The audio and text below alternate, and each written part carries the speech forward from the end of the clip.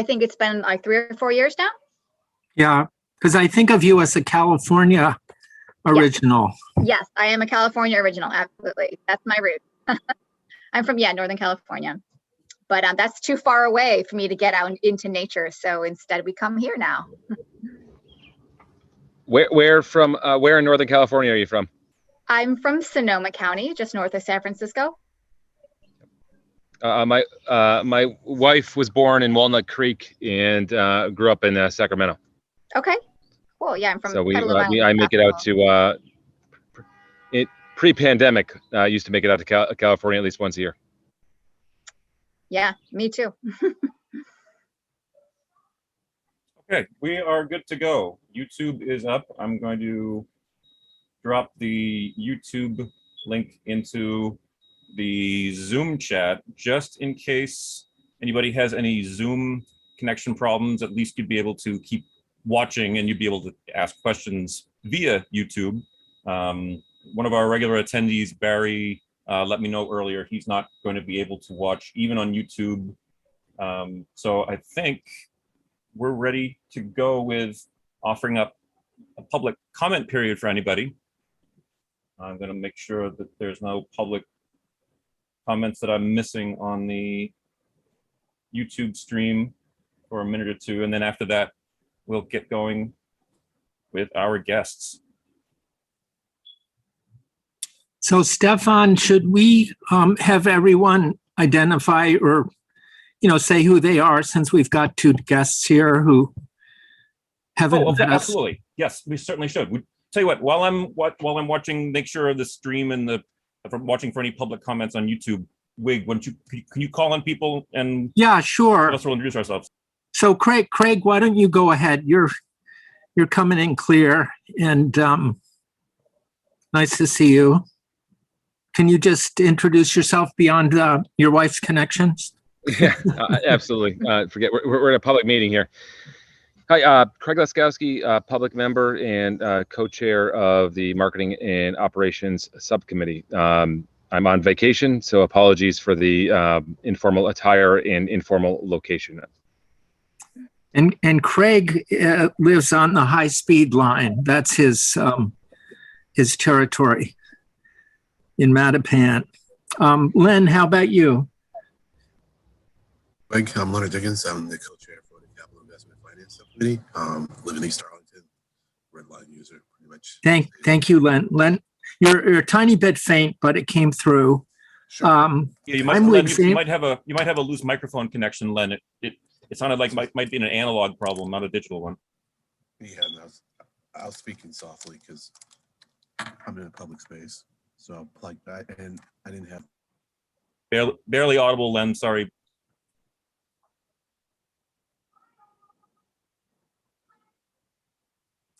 Well, why don't we let Jacob, do you want to just say a couple sentences about yourself? Yeah, sure. Hi, I'm Jacob. I'm just a plain old member of the MBTA Rider Oversight Committee. I live in Arlington, in a bit of Arlington that is not Arlington Heights, Arlington Center, or East Arlington. So it's a bit hard to classify, but fellow Arlington resident, rider of the 77 bus.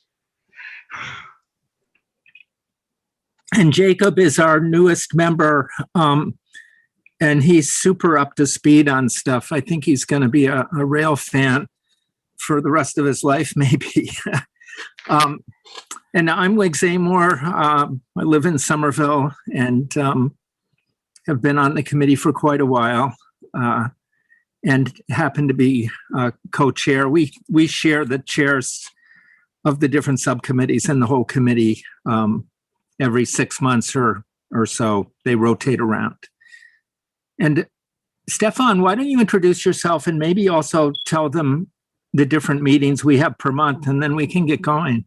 Yeah, that sounds good. Before I turn my head away from the YouTube stream, Blake Acton from the MPO said that he's watching on YouTube. He or she, I'm sorry, I don't know Blake's preferred pronouns, but Blake from the MPO couldn't get on Zoom, but they're watching on YouTube. Thank you, Blake, for letting me know that that you're on there. My name is Stefan Wunsch. I've been in Lynn for almost 20 years. I was a regular writer of virtually one part of the like every mode of the MBTA except for the Blue Line on a regular basis. I mean, I touched commuter rail, orange, red, green, bus, even on my daily commute. And I've been on the rock since, 2004?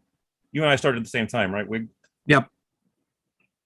Yeah, we're the second wave. Yep. And for your benefit, Julia and Ari, this is the main committee of the Rider Oversight Committee, but we have two subcommittees, one focusing on capital and finance of the MBTA, everything from large-scale capital projects to the budget issues and spending, income, fare, revenue, etc. To then there's the other subcommittee, which I co-chair. The subcommittee, as well as this main committee, is all about operations, communications, like outreach to the MBTA customers, and marketing and things like advertising. But that's a lot of that subcommittee is focused on operations, where things like bus lanes, express lanes really are on the forefront of our interest lately. You want to go ahead and introduce yourself, Julia, and then Ari? Sure, thanks. Thanks for having us. I'm Julia Wellers, and I'm the program manager for the Boston office of ITDP, and that's a gracious acronym. It's Institute for Transportation and Development Policy, and we're a global nonprofit who work all around the world on sustainable and equitable transport projects. Here in Boston, our focus has been on BRT, bus rapid transit. That's really what we were brought here to do. We didn't have a local program here until just a few years ago, really with the rise in momentum around bus priority and re-examining the way our roads function and the way we treat buses as part of the transport system. So that's sort of how we set up shop here. I'm from Northern California. I'm coming to you live from Bellow Lake, New Hampshire. So actually the background is where I actually am, and I apologize. I have some house guests tonight, so I won't be able to stay for the full meeting. But my colleague Ari will be able to stay with you all, and we're really excited to share our work and to tell you, answer any questions about us as an organization or our work, which I'm sure overlaps a lot with, the concerns and the issues that you have as your committee. So thanks very much for having us. Looks like Jacob has a question. It's a real quick one. That's Ari, isn't Ari off Sevet, is it? Sure is. Ari is great. He's kind of famous on Twitter. A little bit. A little bit. It's the real Ari off Sevet. No, it's the fake one today. The real one left town a couple days ago. Yeah, this is my stand-in. Real quick, Jacob, I just noticed that your Zoom connection was named as Len, so I'm gonna rename you. That's the right spelling, right? Yeah, that's exactly right. Okay, cool. It's a weird link thing that's been going on. Yeah, don't worry about it. That's okay. Yeah, we got it now. I'll shoot you an email. Yeah. All right, and Ari, please say hi. Tell us. Well, I've already been introduced. I guess. Yeah, how can I do that? I'm Ari off Sevet. I work with Julia at ITDP, and I'm also on the board of Transit Matters. So I think there's a lot of overlap with the interest here. So interests just in a lot of the sort of technical pieces of how transit works, as well as just how to get transit to work better. I'm sorry, can you hear me? Yep, all set. Sounds good. Hold the whole thing. And looks like Blake, it was actually my fault that Blake couldn't connect. I actually had been so focused on getting YouTube started, I forgot to actually hit the start button on the webinar. It's okay though, it was all recorded, but sorry, Blake, that's why you weren't able to get in, but I'm glad you persevered. It's all good now. Thanks. Thanks for joining us. Okay. I think without further ado, let's dive right into some of what ITDP has been doing lately, and I might stop and try to associate our concerns and priorities and try to match them up with yours, because I think I apologize to both Julia and Ari. I apologize. I didn't know about your organization until just a couple of weeks ago, and having thought that I was pretty tied into transit-related organizations, particularly on design and planning, etc. I feel like I've been living under a rock. So that's my apologies. But go right ahead with what you'd like to share with us. Okay, so I gotta find the window and share my screen. And just to clarify, you're not living under a rock. As I said, ITDP, we're a 35-year-old organization, but we haven't been active in Boston so much, except for the last few years. We technically, for 10 years, you might have heard of Boston BRT, and that's the initiative that we manage. We were brought by the Bar Foundation to do the BRT report in 2015. So we were kind of acting behind the scenes for many years before we started having a local presence through myself and Ari, and both of us have been active in the transportation scene for years and wear other hats. So don't feel like you've been living under a rock. Anyway, I'll hand it over to Ari. He's gonna give the presentation. Yep. Right. And I just remembered I had to hit stop. I had to stop sharing my screen so you can. So you're in charge now, Ari. Yep. I'm going to say share. I'm going to say looks good. Present, which always hides under the Zoom thing. And then I'm gonna actually go, oh, you got a quick, there we go. No. That's the wrong presentation. No, it's not. It's, well, it is the wrong presentation. No worries. We have a 9 o'clock presentation tomorrow about this network redesign. Which one now of our I have to projects. find. Okay. This one. Present. I was wondering, because I have some of the same slides in it. Present. So what I'm going to talk about sort of is where we've been going with BRT in Boston, and a quick overview of ITDP, and then some about bus network redesign, which we've been pulled into as well. So what is ITDP? Is there a weird green thing around your screen as well? Oh no, that green is just showing you what is being shared by your computer. Oh, yeah, that green bar is your reference for what we're seeing. Right. So is it partially cut off? It is slightly, yeah. We see only about half of the vertical direction of those letters. I wonder why that is. Probably. So if I go like this, well, you can just keep it in that view. That's fine. We don't need to be so formal as to hide the menu bars and tabs and everything. Right. No, that's fine. I just wanted to make sure that we weren't losing. I can even pull that down. It'll get a little bigger, maybe. Yep. Yeah, there we go. So because I have a lot of important stuff at the top, I don't know, maybe. So what is, I guess the first thing is, what is ITDP? ITDP is a global organization that is, I'm just gonna try to make this a little bigger. Oh, at the moment, we're still seeing this one that says some relevant inspiration for Boston. Oh, you know what? I think I am sharing the wrong screen. No problem. Okay, let me try this again. No problem at all. I'm guessing that we're looking at this one, BRT in Boston, Google Slides, share. Okay, now it's sharing the whole screen, I believe. That looks good. So if I say present, there we go. Okay. Perfect. There you go. Okay. Welcome to the future. So I'm going to talk about what I just said I was going to talk about. First, what is ITDP? Our mission is to promote sustainable and equitable transport and to create inclusive, people-oriented cities. So we operate across the globe, especially in the global south, although we are as well in the United States. And this is a series of cities. The bold ones are where we work closely, and then other cities where we've had work at some time.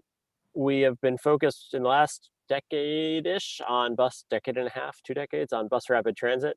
And where possible, having bus rapid transit that really operates as high quality rapid transit. So where you have buses in median with minimal traffic delays and other rider friendly features. But ultimately it's about people. So it's about having transit that works better for people, but really cities that work better for people. And so talking about BRT in Boston is talking about something that doesn't really exist. I'm going to start off with these two photographs because they are two places where we're hoping to have some level of bus priority, but we don't right now. So one is the North Washington Bridge. This is, of course, a bridge that doesn't exactly exist anymore, but it's being rebuilt. And then another is on Blue Hill Avenue, where we right now have traffic jams.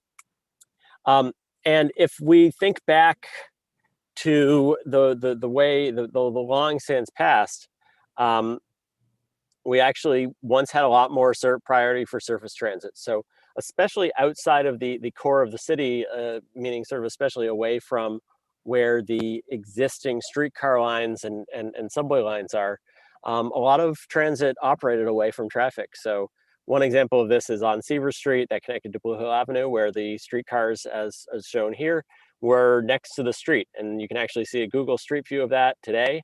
And sort of this rock here is the same as this rock here. And maybe they blasted it out a bit for the cars, but where we have cars today, we used to have transit. And that extended really across several portions of the region, some short distances and some quite a bit longer. We've lost those, and we've sort of given that over to cars, or in a couple of cases, sort of over to green space. But we've lost the transit priority, and we now have the generally buses stuck in traffic. And when we started, about 5 years ago, we would talk about bus lanes, and the response we got was, "What is a bus lane?" And that is actually in a meeting at the North Washington Bridge. We said there should be a bus lane, and people on the project team and members of the public said, "What's a bus lane?" And we explained that, a bus lane is a lane that could be used by buses to bypass traffic. They showed this, what they called a multimodal bridge, and it had a nice sidewalk, and it had a really good bicycle facility, and we've really won the battles there. And the state knows that they can't come with a design that doesn't have that. But at that point, this was a multimodal bridge, and you can see it's very multimodal, but it just has cars on it, and there's not even that much traffic, which if you go across that bridge, is generally not the case. But we made the point that more than half the people using that bridge at rush hour are on buses, and that it would be good to be able to bypass the traffic, and convince them that, we could actually have a bus lane. So the next time they came back with a rendering, they had a bus lane in it. We're hopefully working on getting an outbound bus lane there. We at least, the city has installed them. There's sort of been a domino effect. When we had the bus lane on the bridge, the city of Boston has now actually put bus lanes on both directions of the roadway to the south, and the state is talking about extending one to the Tobin Bridge further south. We actually now have one on the Tobin Bridge too. So the bus lane, we have won the argument on bus lanes. We now have bus lanes. We have bus lanes in Rotaries. We have bus lanes in Brighton. We have bus lanes in Cambridge. We have bus lanes in downtown. And we have bus lanes in Somerville. And we have bus lanes all over the area. We have lots of bus lanes. But we're sort of stuck on the sort of disconnected network of bus lanes. We have a bunch of bus lanes that sort of are places where it's pretty easy to put a bus lane. But we don't have a connected network. We don't have a bus that gets into a busway and can operate really with that priority and the reliability that we're looking to have. So this is sort of shows where we have the bus lanes today and where we're hoping to get them, but how it doesn't really create a network. And if we overlay this on the passenger delays, which is passenger hours per mile, we see that they often match up with some of the busy corridors, but they sometimes don't, and that there are a lot of red areas, on the one bus, and some other areas that have bus lanes that are either proposed or exist or sort of don't. So there's sort of a mismatch there, and there's also, again, the network that just doesn't exist. Where we also have been is, and I actually am reusing some of this presentation from a few months ago when traffic wasn't back to normal, but, March 9th, 2020 was when we won the worst traffic in the country for the second year in a row. And March 9th was a momentous day because this shows the T's bus ridership and rapid transit ridership, and how it, and the date marked there is March 9th. So obviously transit ridership has gone down. It has since recovered. This goes about to the end of last year. Bus ridership is now up over 50% in some routes are higher than that. And what we've seen is that the people who have been riding transit most during the pandemic have been those who are riding buses. And so that's really where our transit dependent populations are who are using those facilities. But we have made some progress. So this is now, we did have to file, we being CLF, working with a bunch of our partner organizations, including Green Routes Chelsea, able to threaten a lawsuit against the state who had, the state had actually removed the carpool lane on I-93 and making the statement that we needed to have more vehicles processed, which of course meant that the carpool lane, of course, carried something like 40 buses per hour. So it was fewer people, but maybe more vehicles. But they did that in a way that was certainly not with anywhere in the realms of what would be legal. And so they reinstated that lane and actually added a bus lane to the Tobin Bridge. So the Route 111 bus now operates in a bus lane on the Tobin, which is actually a pretty big deal, since it carries about 20% of all the people going across the bridge at rush hour. And we're looking at new federal funding sources. So we have local and regional money that we can get a federal match in. The T is really likes to drag their feet on this. There are apparently people at the T who think that you can only have one process, one federal funding process for the agency or the region at a time, even though Seattle has 11. But we do have new priorities at USDOT, so we have some more transit-friendly folks there. And hopefully we're moving from shovel-ready projects, which are sort of highway widening projects that we're ready to build, but we don't really need, to shovel-worthy projects, which are projects that are ready to be built and can be implemented quickly, but also have a high return on investment. We've seen so last year, the Blue Hill Avenue project in Boston applied for what was called a build grant, and it was rejected. The only project, it's a very competitive program. It is sort of transportation industry wide. The only project that was awarded in Massachusetts was the Nemass Pike 495 interchange.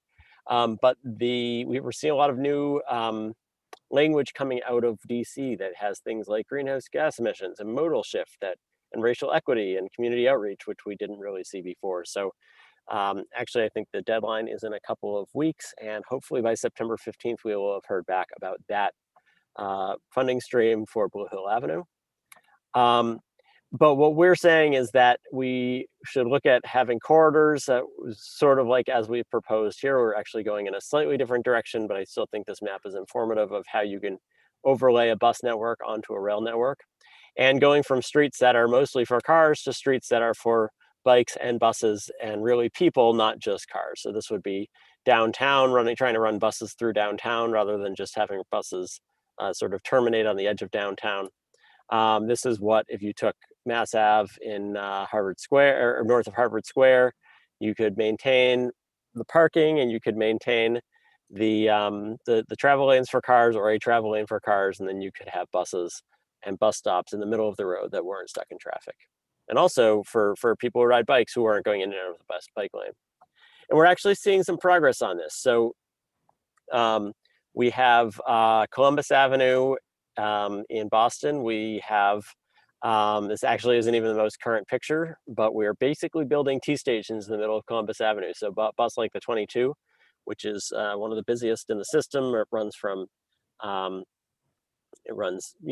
Mattapan and Roxbury, will be able to use the center of the roadway, not be stuck in traffic. And this is actually one of the first places where we're using the T logo on a bus stop. So we're making it really feel more like a rapid transit experience, and the shelters are quite nice. And that should be opening within the next couple of months. And then on the right is a rendering from the City of Boston. This is really a City of Boston project with a lot of help from the T. On the right is Blue Hill Avenue. That's a rendering of Blue Hill Avenue that the City of Boston has put out that shows similarly how there would be a center running bus rapid transit. So sort of going back to the streetcar days from the 50s and coming into sort of something that we have now that is sort of bringing the transit back to the center, back to where it begins. Was someone that want to ask a question, or? Yeah, Jacob has his hand up. Sure. Possibly a quick, stupid question. Why is the T insisting that transit reservations need to be at the edges of Huntington Avenue, where cyclists get their tires caught in streetcar tracks, when they're building the Columbus Avenue Center running bus lanes and the Route 28 Blue Hill Avenue Center running bus lanes? Okay, so I actually have an answer on that. We reached out to with the city. We reached out to the T, and they said that that's an old rendering, and that is not the current concept. We're actually working really closely with the city of Boston, and they now have a transit team, which literally didn't exist up until about 2 years ago, and that is not something, you know, they know that is a really bad design, sort of keeping 2 lanes of traffic and putting the transit on the side. And I think we're going to see better things come out from that. So that's a good question. I think that was someone at the T making a presentation and grabbing whatever file they had rather than something that would be informative. And I think a lot of people caught on to that pretty quickly. Where am I? So one thing I want to talk about sort of quickly is bus network redesign. So bus network redesign is a process through which the T is examining how the buses, which a lot of which are based on route schedules from 50, 60, 70, 80 years ago, some that go back to streetcar days, how the buses work for people today and how they can work in the future. This has actually been done in a lot of other cities, some of which are like the T, some of which are quite different, but really looking at how the buses can operate more efficiently. And we are pushing them to really think about the roads that the buses run on rather than just where the buses, you know, how the buses work. This is a map of all of the cities in which the bus network redesigns have taken place.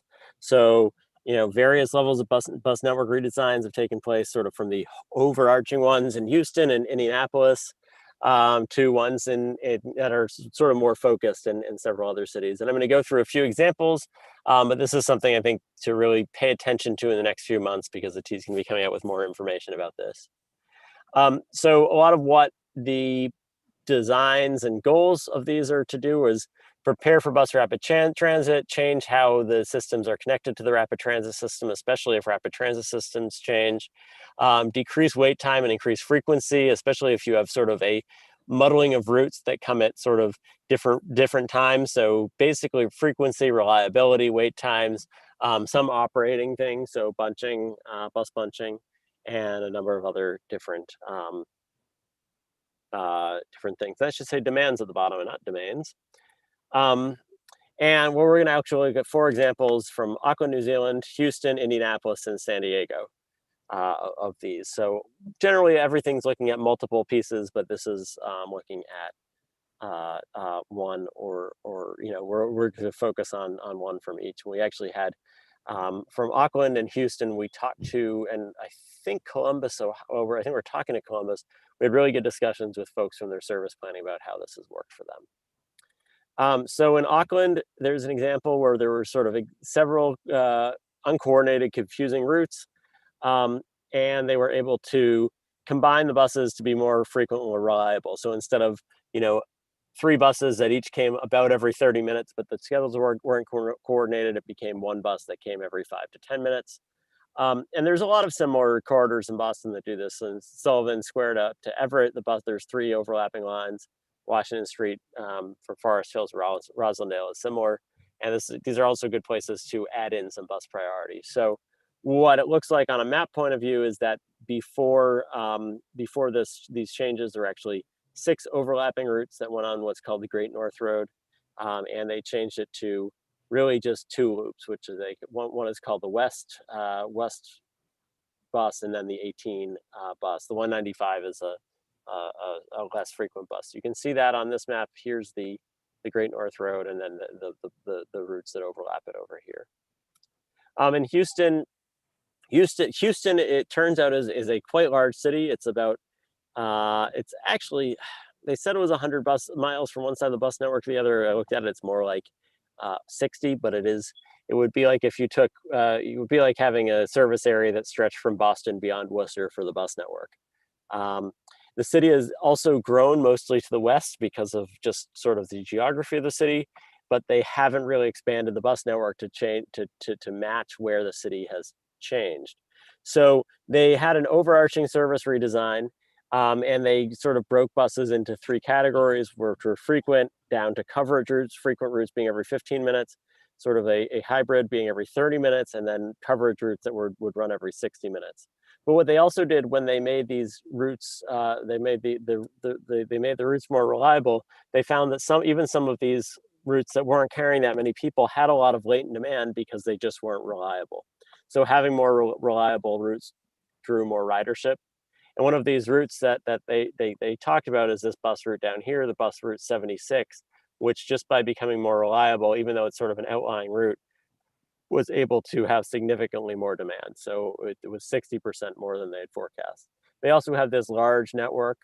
These red routes here are every 15 minutes, and a lot of these routes are new, including some of these north-south crosstown routes that really didn't exist at that frequency beforehand.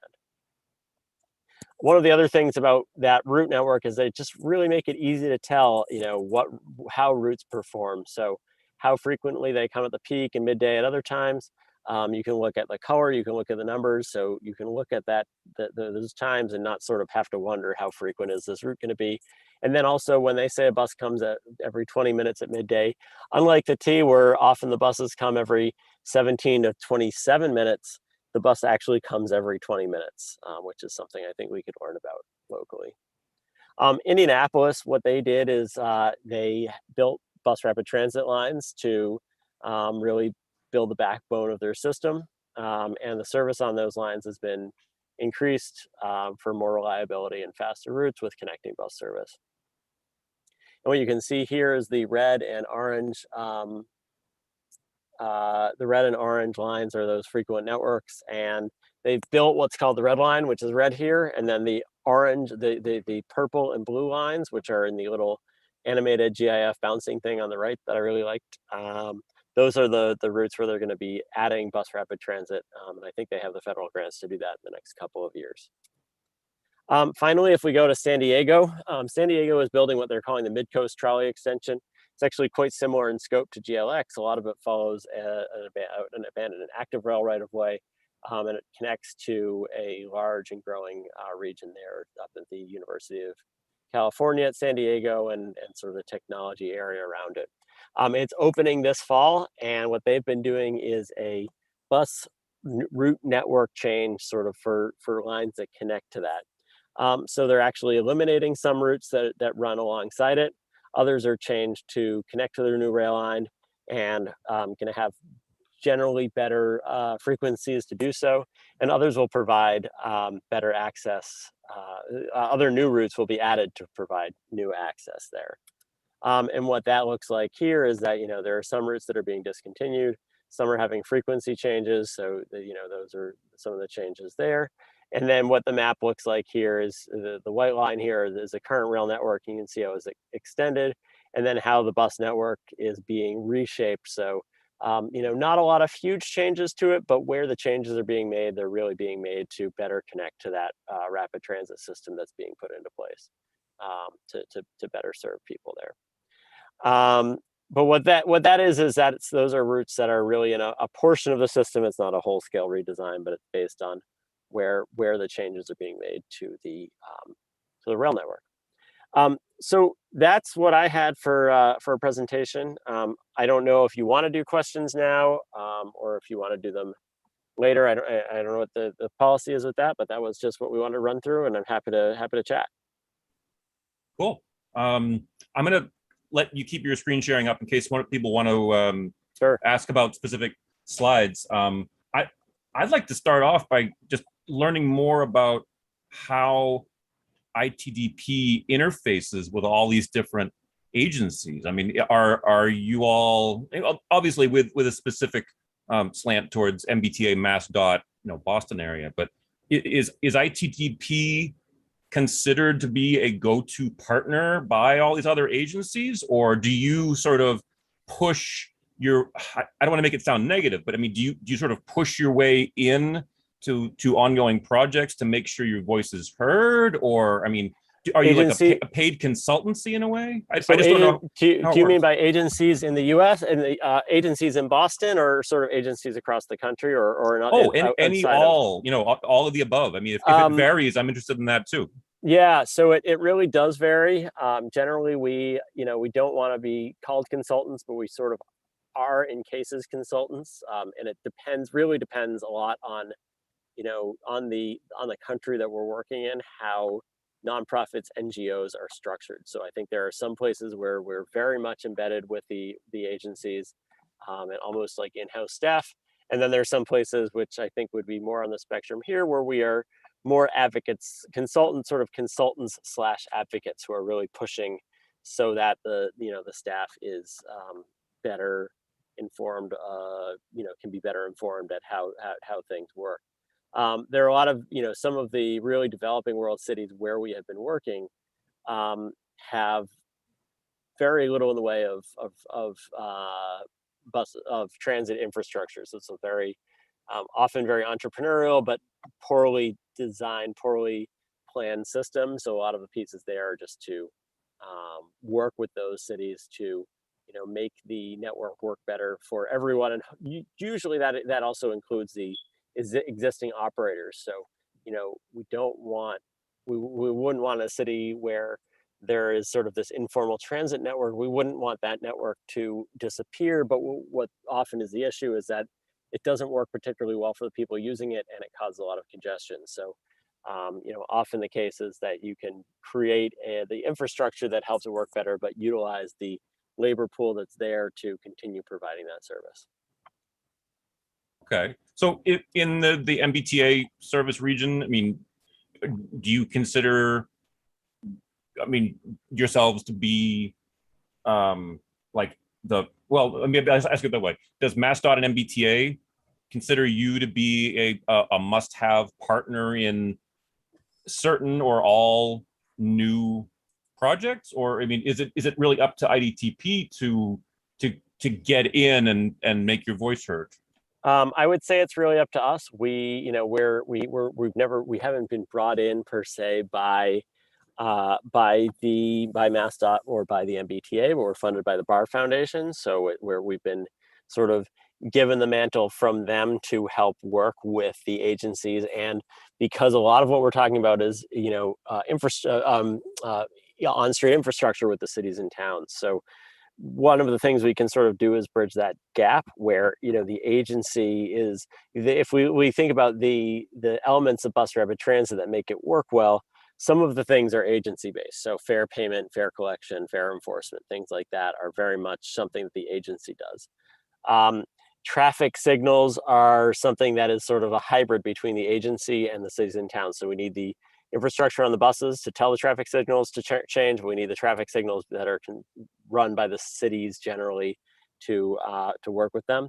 And then things like the streets that the city is using, is creating, those are really cities and towns. The T has some impact, but we can really work with them. So a lot of it is just to utilize best practices, what works elsewhere in the country and the world, so that for instance, when the city gets the money for Blue Hill Avenue, to go in and say, okay, what works well, but what would work really well? What could we do to, really make this something that is not just buses that are, okay, now they're not stuck in traffic, but they're still sitting at the same red lights. But to go from something like that to really having a first class, first rate bus system there. Is that sort of what happened with the North Washington Street Bridge? You said originally there was a concept of bike lanes and sidewalks, and that was pretty much it. But then it's like, I don't want to say come full circle, but now there's 2 bus lanes, one in each direction. That's a huge transformation from the beginning to the present. Yeah. So the history there is that actually sort of predates the Boston BRT process. The 2015, I think it was 2015, there was a meeting about the North Washington Bridge where, they had that plan. Now, I was active in that as part of Transit Matters, as before I was working for ITDP. But when that meeting occurred, it was interesting that that's a project that is a city-run project. It is state sponsored by the state, federally funded. Federal funding goes through the state, but the city's managing it. So it's sort of a number of agencies. And when they did their outreach, did outreach to pretty much everyone who they thought were stakeholders in the bridge. So they went to Spalding Rehab, they went to Mass General, they went to the local marina that is nearby, they went to Charlestown Neighborhood Association, and then similar neighborhood associations in the North End and the West End. And the one thing that they seem to forget was that the biggest user of that bridge is the MBTA, which has about 400 or 500 buses cross it every day. And obviously by number of people is higher than that. I mean, the 111 from Chelsea is one of the busiest routes that the T runs. And so we went to a meeting where they had, they had this long list of everyone that had been involved with that, but the T wasn't on it.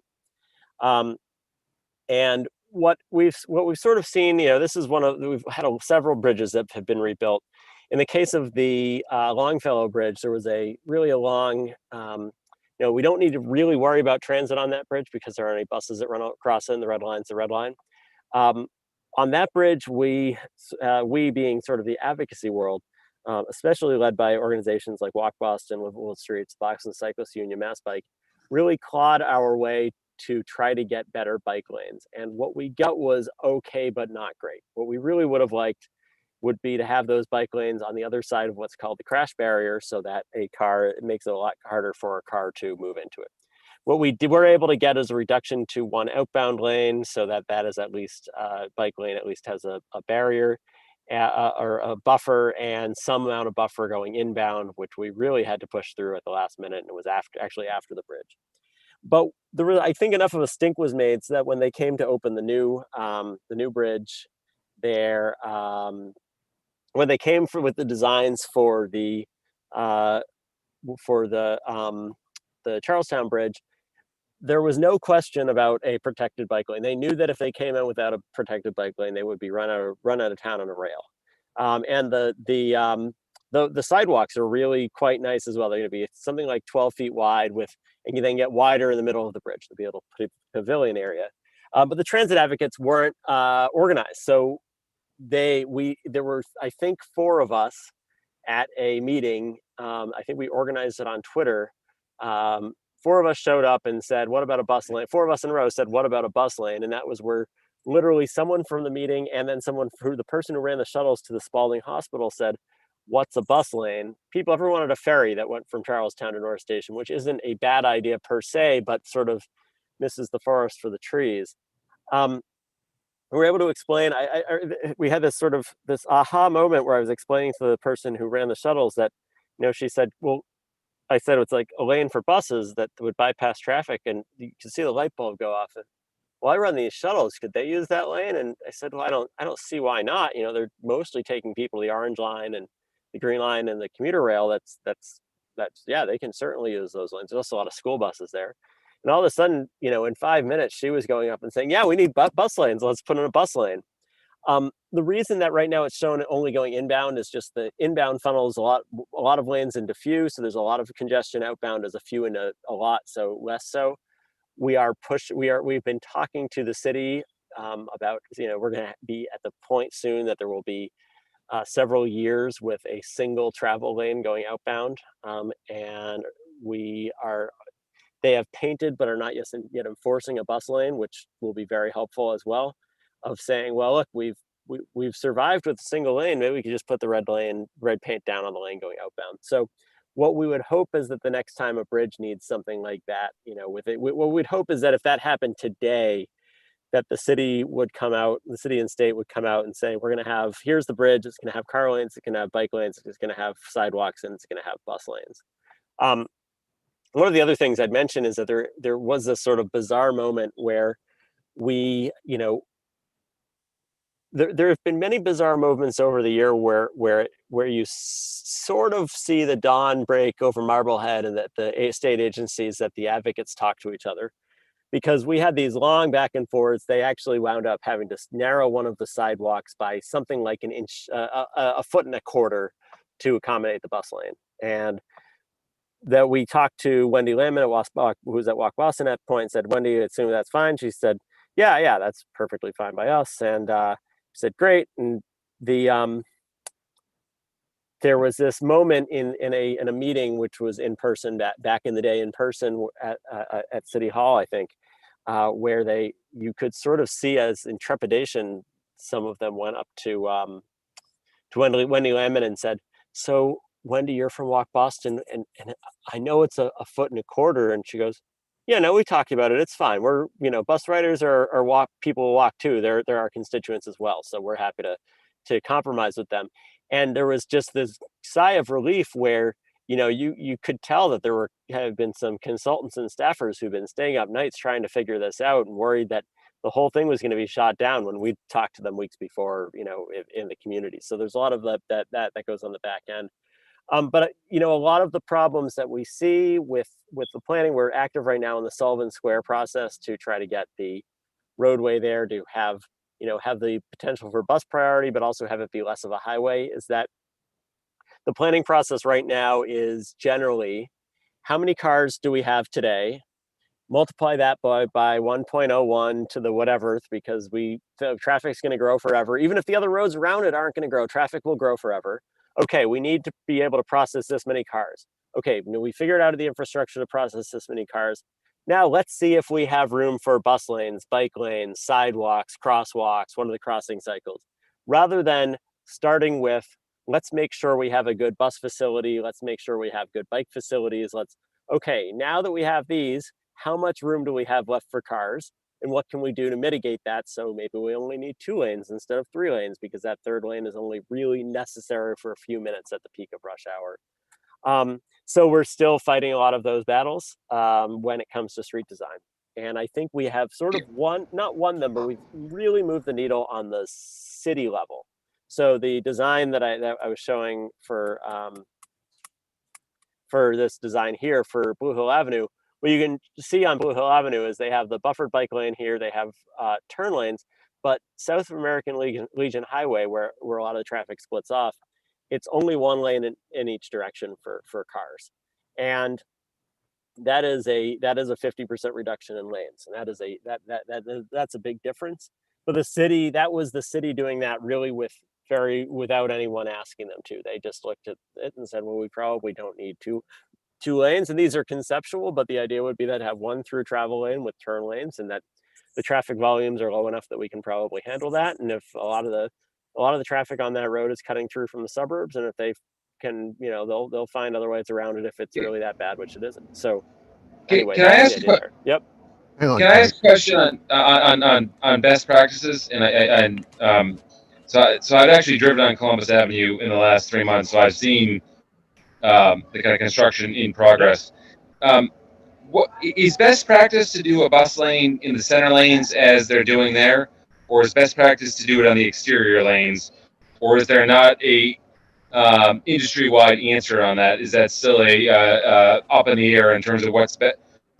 I guess the question is, Yep. You use different metrics there. What's better for pedestrian, or what's better for riders? What's better for buses and throughput? I'm sure there's a few different ways to look at it. So I'm just curious, what actually is the best practice there? The answer is it implemented in different ways in different spots. Yeah, the answer, if you are building from scratch, and if you have the room, center running is almost always best. So one of the things I can sort of illustrate here, one of the things that center running does is allows for shorter crossing distances. So in this case, you go from having to cross about 110 feet. You have a new refuge here for pedestrians, which means that they only have to cross half of the street at a time. In the case of Columbus Avenue, what it actually means is that there's a lane on each side to cross, and then the 2 bus lanes. So and I'm sorry, you said that the best practice is exterior, not interior? No, center running, interior, center. Center running is, okay. Yep, sorry. Yeah. For it also is much better for bicyclists, because if you have a corridor which has high bicycle movements and high bus movements, you don't really want them to be mixed. And if you run them both at the curb, you have a place where buses are, and a bus that's making stop and a bicycle go at about the same speed. They don't go at the same average speed, but the speed profiles look a lot different. The bus goes faster and slower, and the bike goes at a more constant speed.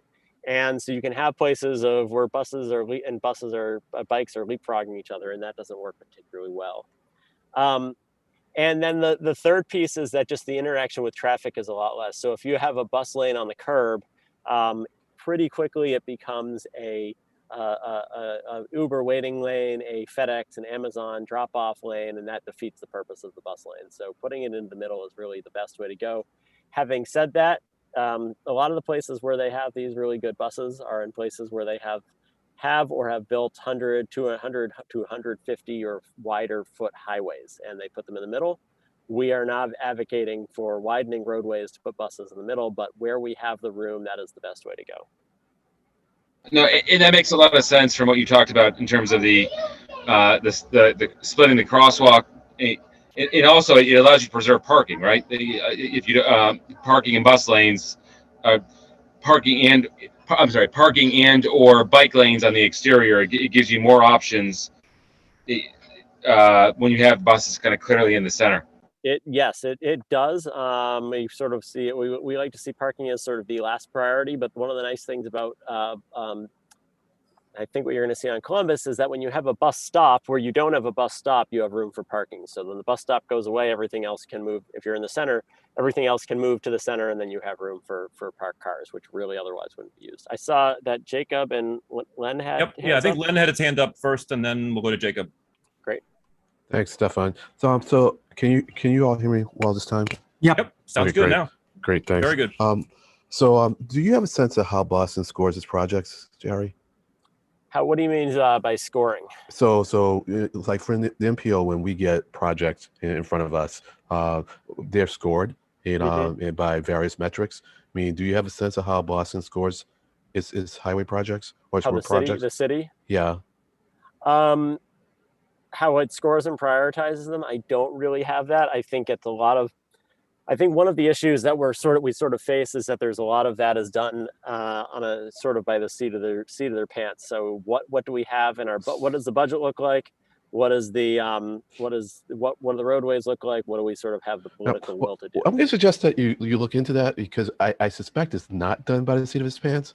I mean, certainly the MPO doesn't do that by the seat of his pants. And so I would say look into how they score their projects, what metrics they use, and if you feel that the metrics aren't proper for what you think should be the goal, then advocate for having those metrics included or weighted differently, so that there is a rational way that Boston goes about scoring its projects, so the projects that we want done get done. Do you done. mean the city of Boston, or the cities and towns per se, or do you mean well, to the extent it's a city project, that the city is funding, yes. If there's some other entity that's doing it, then that might already be the case. Yeah, and a lot of these do wind up being MPO projects, but some of them are city projects. One of the other issues that we So in the case of MPO, they're scored, and so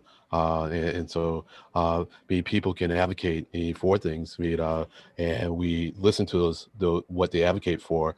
But there is a rational way that we go about selecting projects, and we do try to increase the weighting for projects that we facilitate this kinds of transit and that are friendly towards bikes. Yeah, that's it. Thanks. Yep. No, thank you. Yeah. Jacob. And then Wig after Jacob. Yes. I am wondering, I know that you guys do a lot of international best practice stuff, and we're talking about bus lanes in Auckland in New Zealand.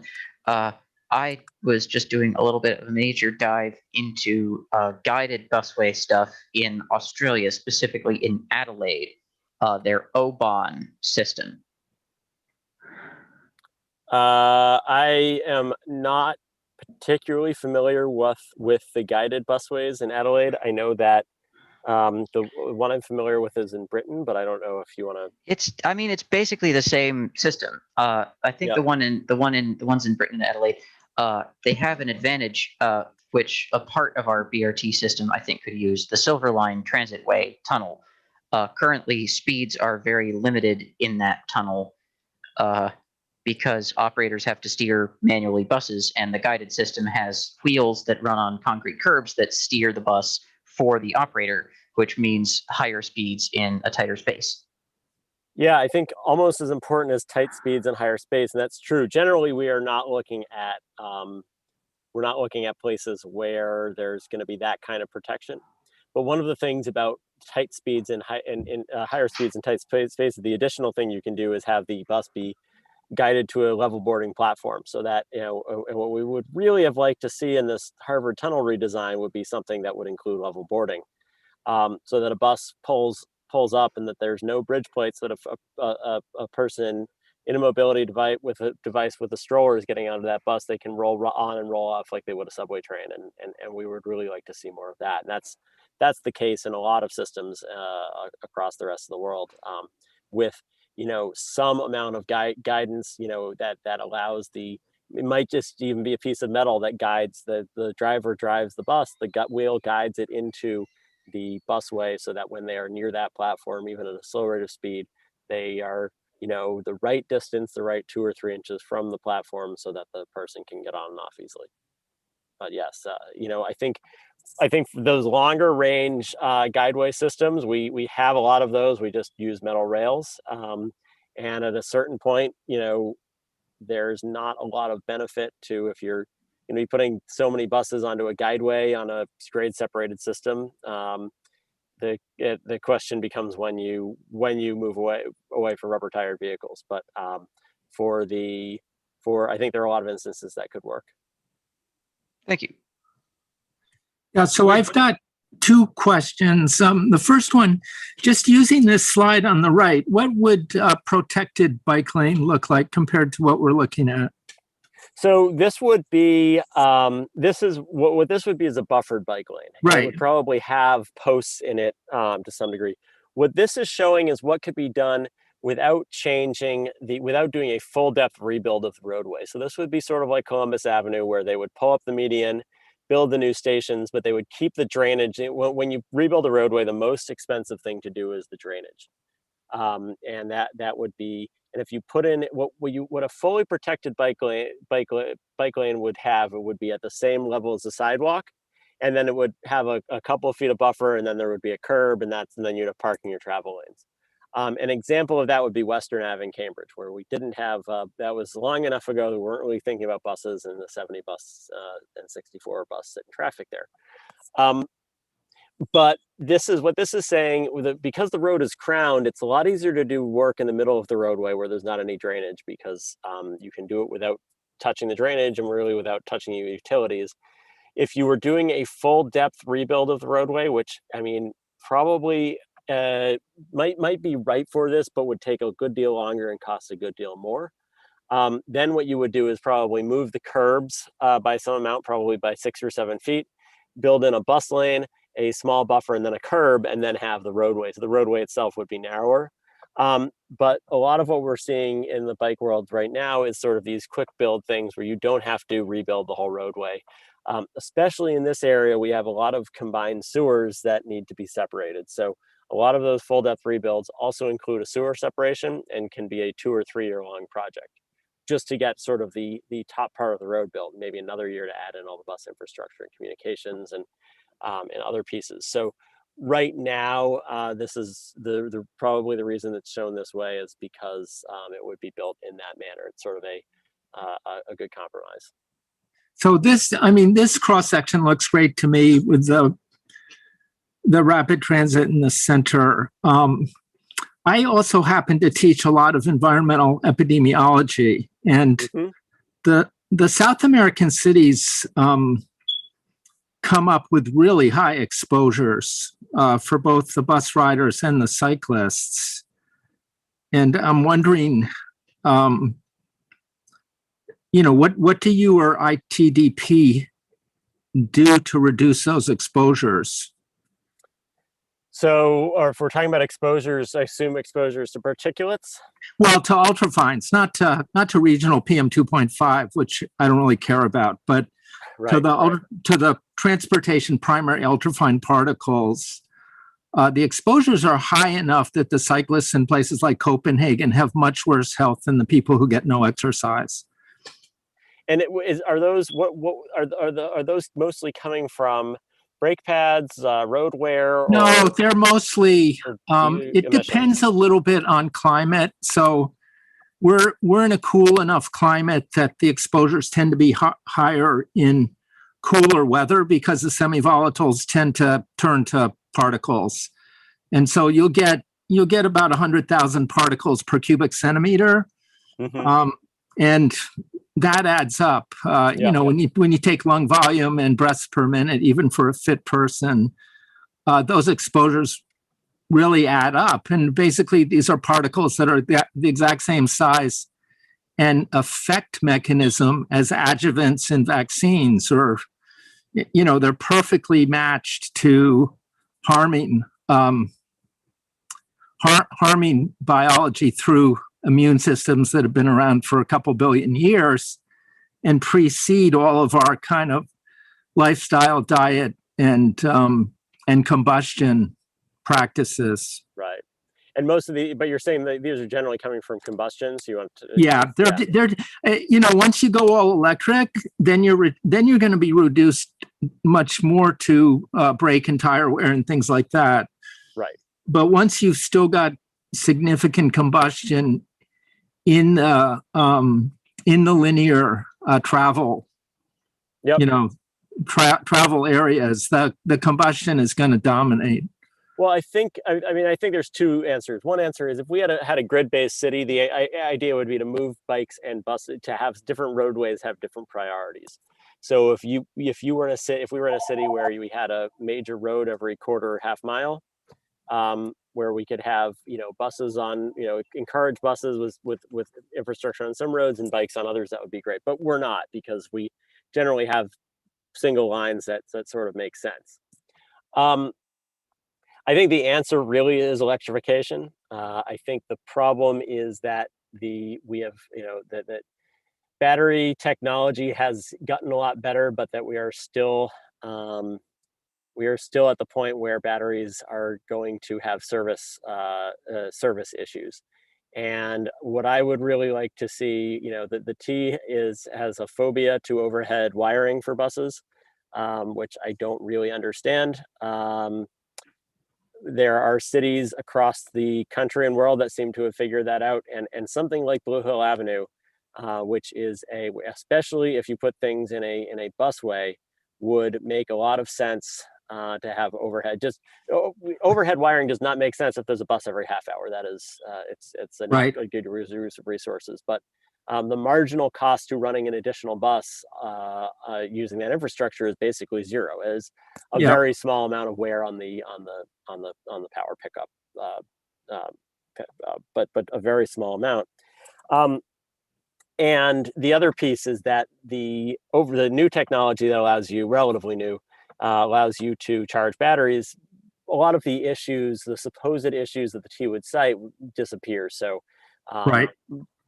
basically the last trolley buses that don't have batteries that at least allow them to limp along for a couple of miles built in the world are the ones in use in Cambridge and Belmont right now. Everything since then has at least a few miles, but what we're seeing more and more are the buses that Dayton has that can go 10 or 15 miles off of wire and are actually designed for that. So that in an emergency, if power needed to be cut, they could continue operating, but also that they could run route patterns where a bus, you know, like the 31 bus could run on Blue Hill Avenue under wire and then run to Forest Hills and finish the rest of its route without wiring. So there are certainly, you'd have to convince the community of that. You'd have to convince the T of that, but I think there is a lot to be said. And the T is going in the absolute wrong direction of this, where their priority right now seems to be dismantling the electric system, replacing it with electric buses with diesel heaters, which have some of the benefits of electric buses, but still have combustion in cold weather. And still have diesel, and then you're going to have to handle diesel, and apparently they're going to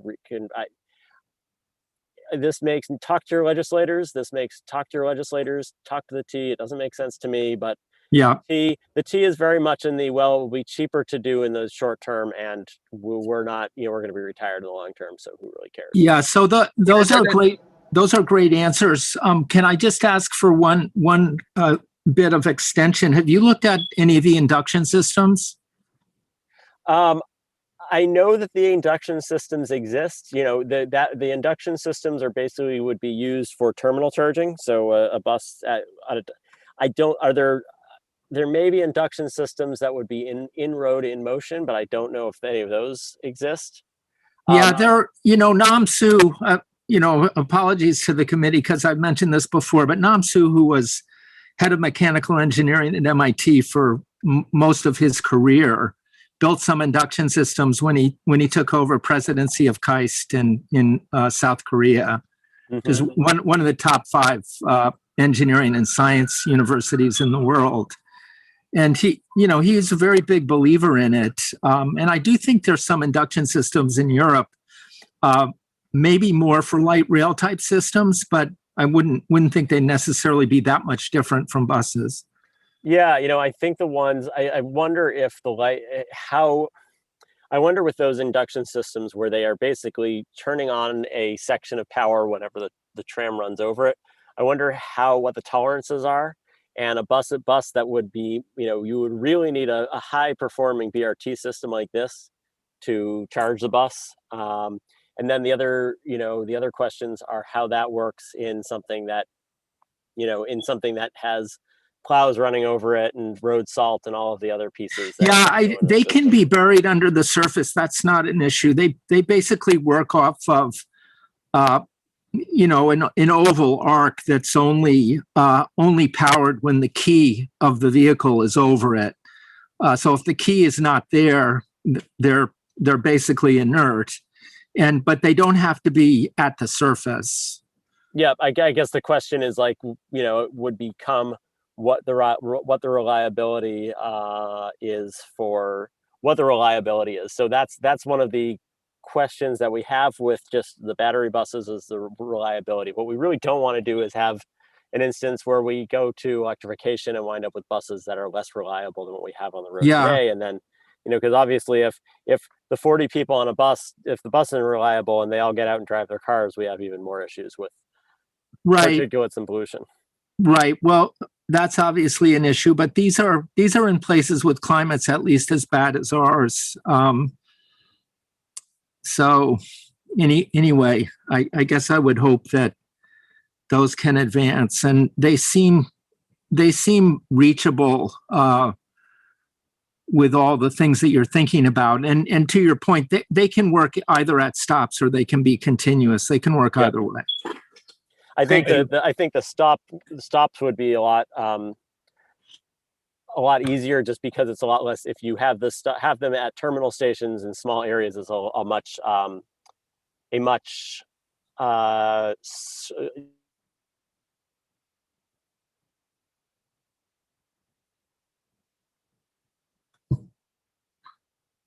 think we've lost you. Ugh. Hey, Stefan.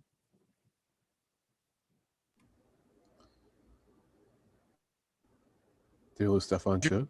Oh, I'm getting my internet connection is unstable. Oh, no, you're back now. Yeah, you're good. Yep, Thank you very much. I'm great. I appreciate your time. Yeah, well, I saw Jacob put his hand up for a moment, but since we're already past 6:15, Ari, can we keep you on for a little longer?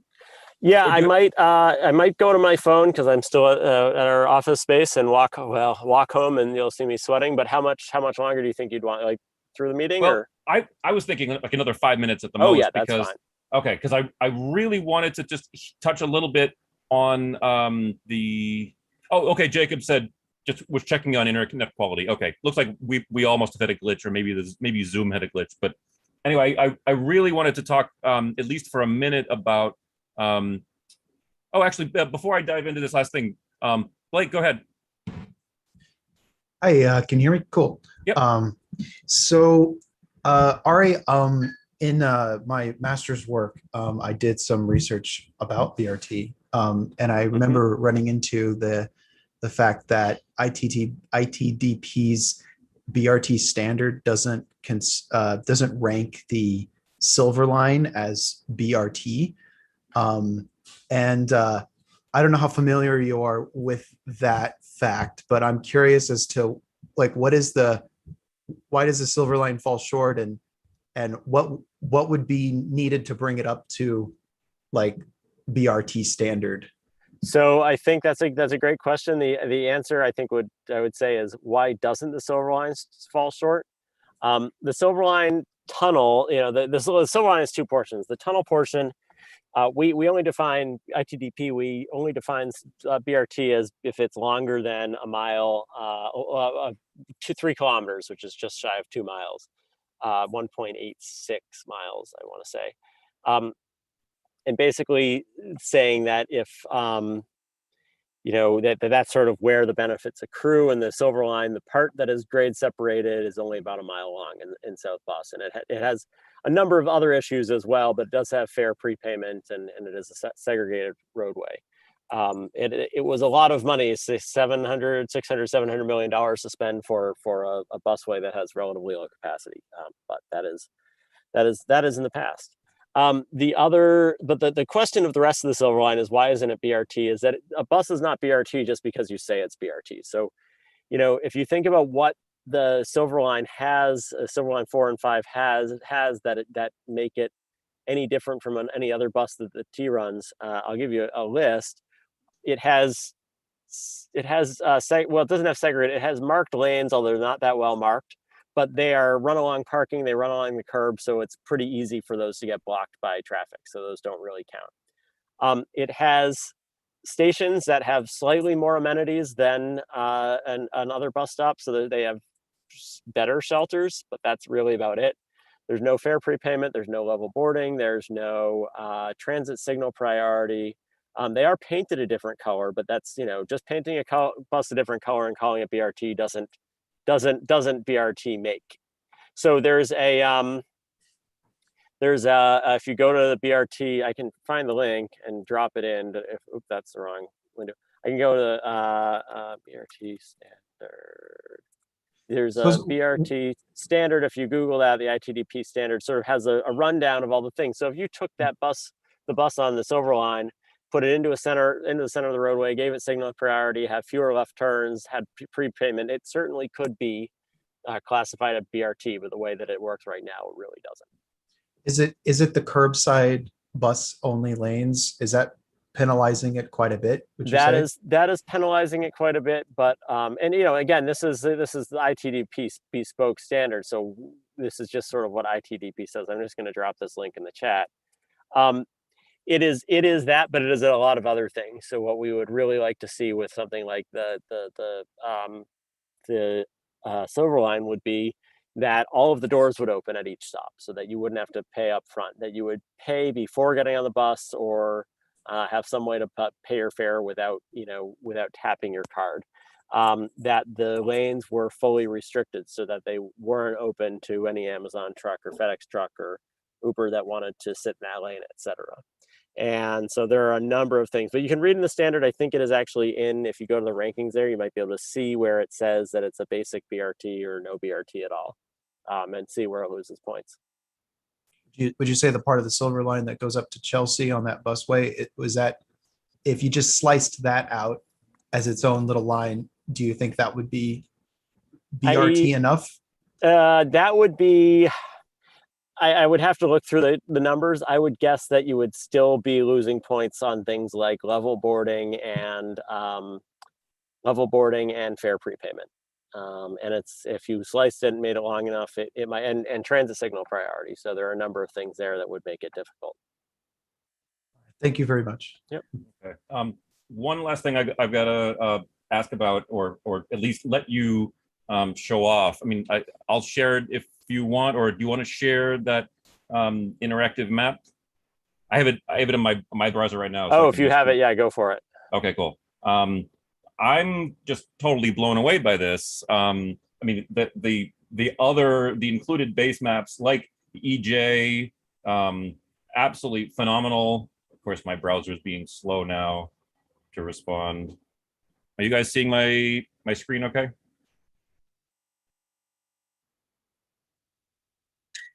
Yes, but nothing's happening. Oh, okay. Let me try that again then.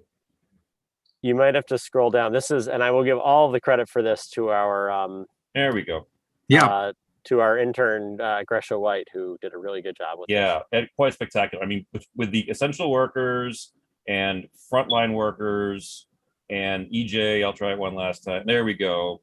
EJ with a very detailed legend. I mean, absolutely phenomenal work. And, then of course, on top of all of this is the huge number of individual projects and, showing the status for each one. I mean, is there anything else like this that you know of, Ari, for Boston area project tracking? I mean, regardless of whether it's bus lanes or not, I don't think I've ever seen anything so well done, so detailed. Yeah, I think we really hadn't seen. I don't really think we have seen this level of. I don't think we really have seen this map, which is why we put it together. We wanted to have sort of a compendium of this. We're also, also one of the things we've been doing in our research is looking at. I was talking about this early capital investment grant projects, which is the T, really showing that the T in the past 20 years, the T has had the Silver Line 1, 2. The Silver Line 3, or the tunnel through Back Bay, which didn't make any sense, which never happened, Chinatown Back Bay Tunnel. The Assembly Square Station, I think the Fitchburg Line extension and Green Line extension. So 5 projects, 3 of which were of any real size and only really corridor based, and only 2 of which actually got funded.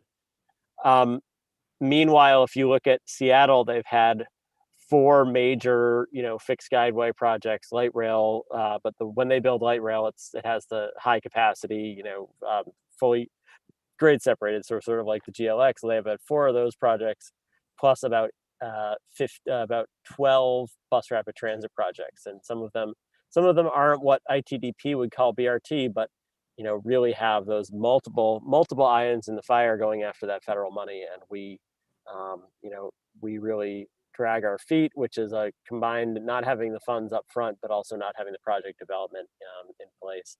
And I think just some intransigence to some areas in the agency where, I heard from someone at the agency saying, well, we can only do one of these at a time. Now, well, they said FTA only lets us do one of these at a time. And my question would be, well, FTA seems to let a lot of other cities do several at a time.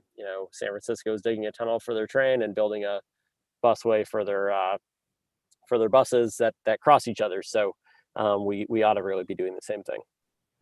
I'll just say sort of my a soapbox. quick note about the Seattle BRT. Sorry, it's my research was the effect of BRT on property values, and I found that the rapid ride system in Seattle, even though it's not really like full BRT, it's more of just a premium frequent bus service, and it's actually led to already like a 2 to 4% land value increase around their first couple of lines. I just think that it seems like the system, even though it's not full BRT, it's just very comprehensive.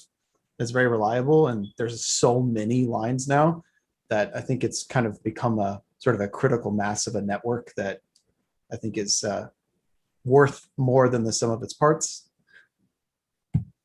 Yeah, I think that's definitely the case.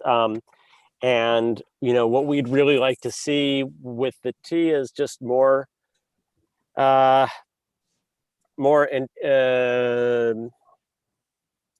interest in expanding the bus fleet, expanding bus routes, expanding frequencies.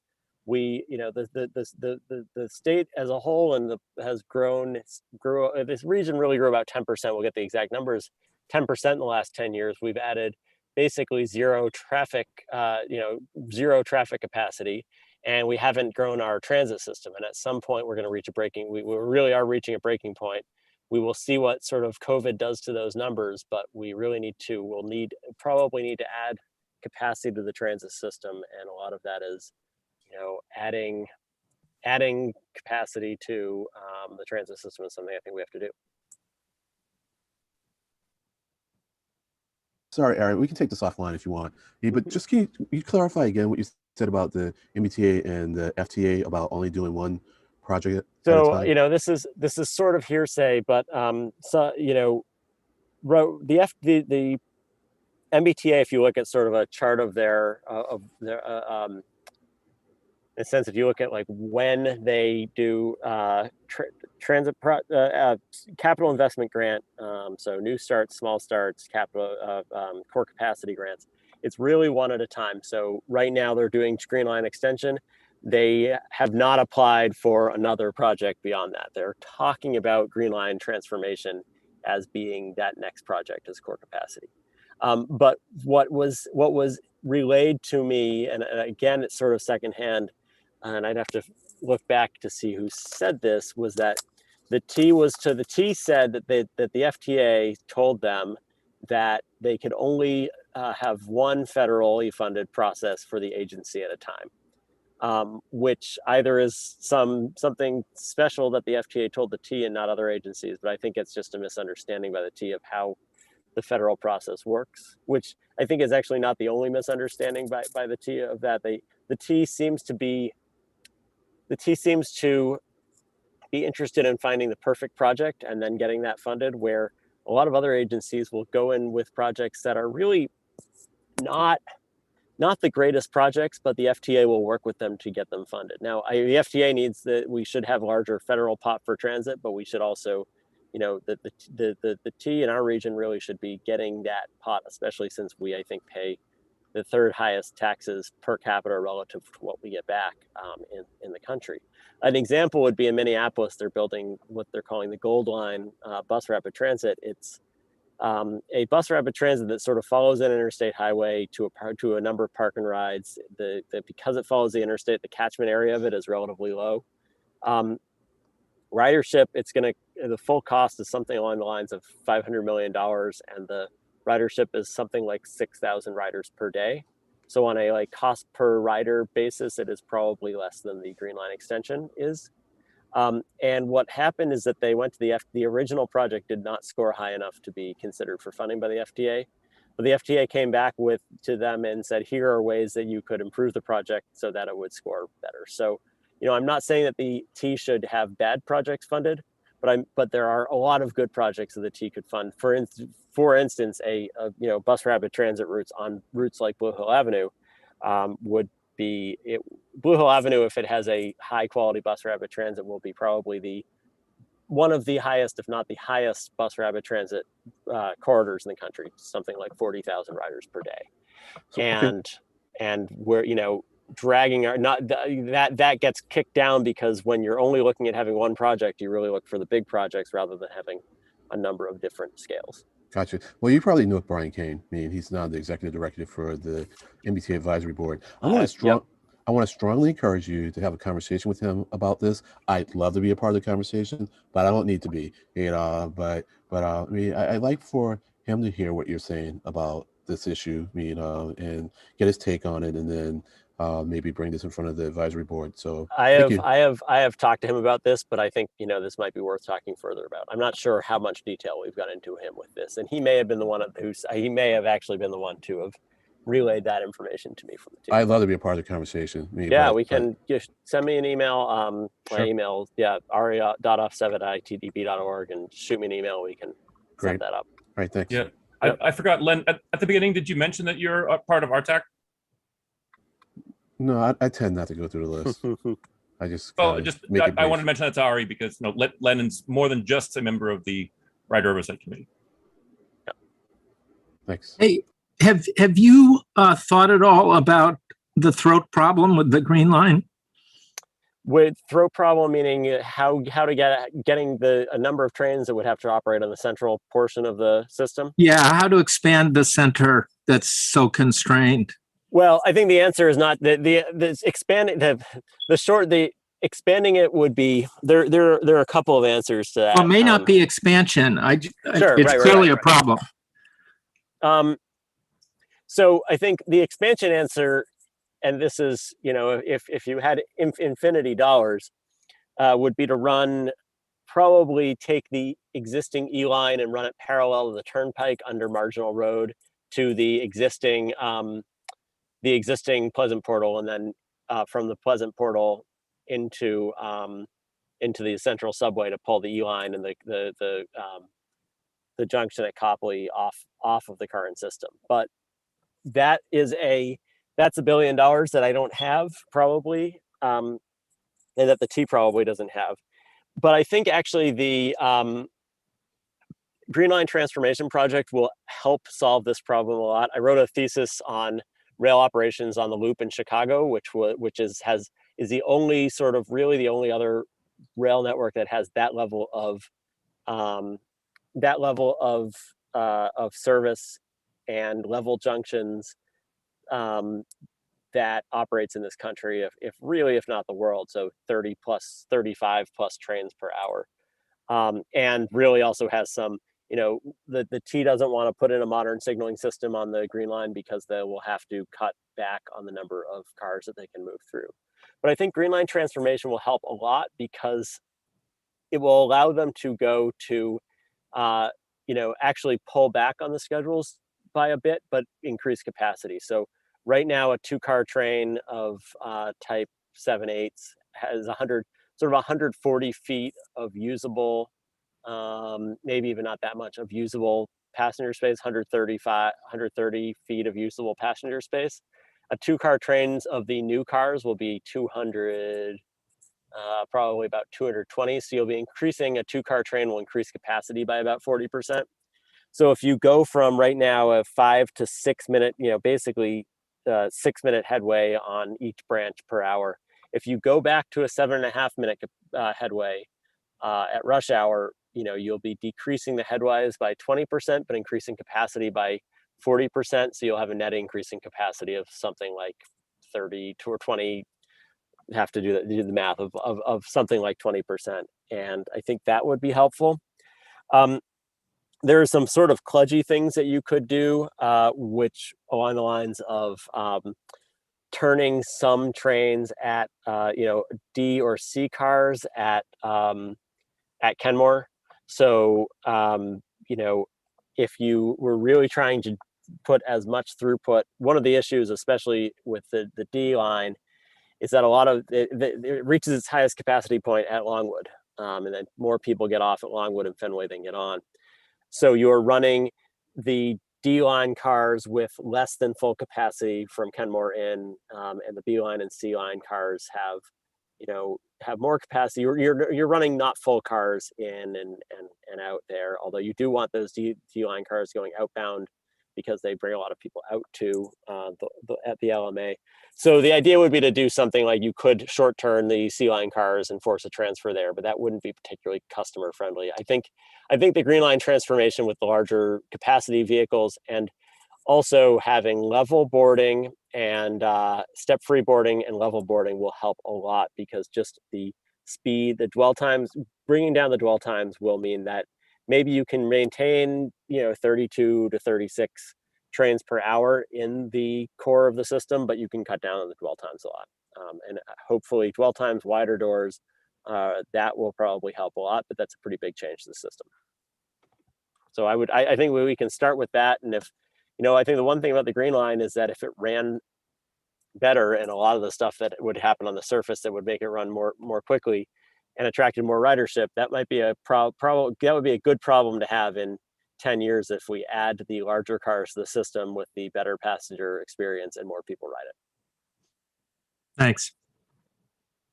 I think we should probably let Ari go. Yep. Thank you so much for You're welcome. Even Happy to like chat. what, we're 26 minutes over. So thank you very much. This was absolutely invaluable. I will email a thanks to Julia and you as well. Hope we keep in touch because like we've got a lot in common. I mean, by our nature, we're oversight, so we're always sort of trailing the leading edge. But it sounds like you all are way ahead of the leading edge, and that's I can't thank you enough for all the work that you're doing.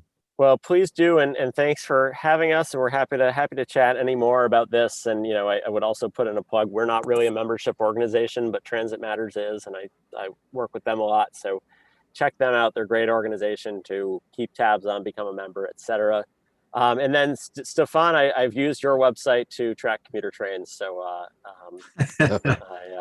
Thank I'll you. give you. Yeah, a man, shout out there as well. I wish I had more time to be able to make improvements. I've got bugs in there now, but I still make sure it at least works for the visuals. I wish the T had time to improve the service as well. So one day I would love to see an EMU on the Providence line showing a speed over 100 miles an hour. But oh God, yeah, here's hoping. No, that's down the road. Thank you, Ari, anyway, so thank much. You for having me, this and was great. Enjoy the rest of the meeting. Thanks. Great work. Before I overlook Blake, I want to give him an opportunity to say hi. I think this might be the first time you've joined the Full Rock public meeting, right, Blake? I think I've joined once before, a couple months ago. Well, then my memory is failing. Then I'm sorry. Do you want to give a quick update on, like, before we dive back into the rest of the agenda things? Do you want to give us like a minute or two update on what's going on with your part of CTPS? Totally optional. You don't have to. I don't want to put you on the spot. I suppose one thing that we could mention.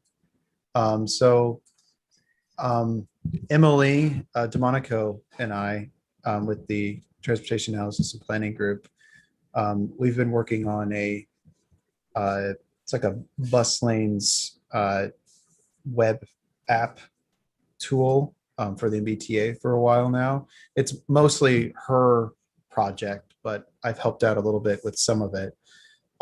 It has a couple things in common with the tool that you all were just looking at from ITDP or IDTP.